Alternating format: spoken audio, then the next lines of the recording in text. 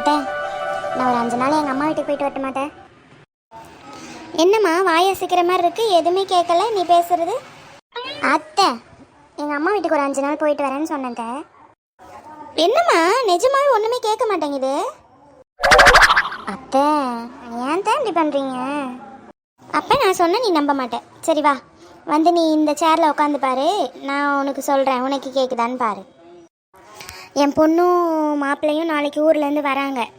நாளைக்கு காலையில் 4 மணிக்கெல்லாம் எழுந்து மட்டன், சிக்கன், ஃபிஷ் ஃப்ரை எல்லாமே செஞ்சிரு.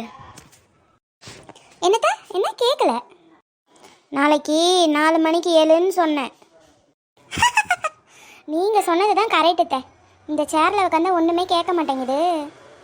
ஏய், என்னாச்சு உங்க 2 பேருக்கும்? ஏன் இப்படி போய் சொல்லிட்டு இருக்கீங்க? இல்லைங்க, உண்மையாகவே இதில் உட்காந்து ஒன்றுமே கேட்கல.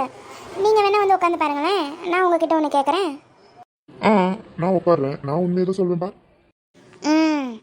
இப்போ சொல்லுங்கள். ஒரே ஒரு முறை தான் பதில் சொல்லணும். உங்களுக்கு நான் முக்கியமா இல்லை உங்கள் அம்மா முக்கியமா? 2 பேரும் கரெக்டாக சொன்னீங்க. இந்த சேர்ல உட்காந்தா ஒண்ணுமே கேட்க மாட்டேங்குது.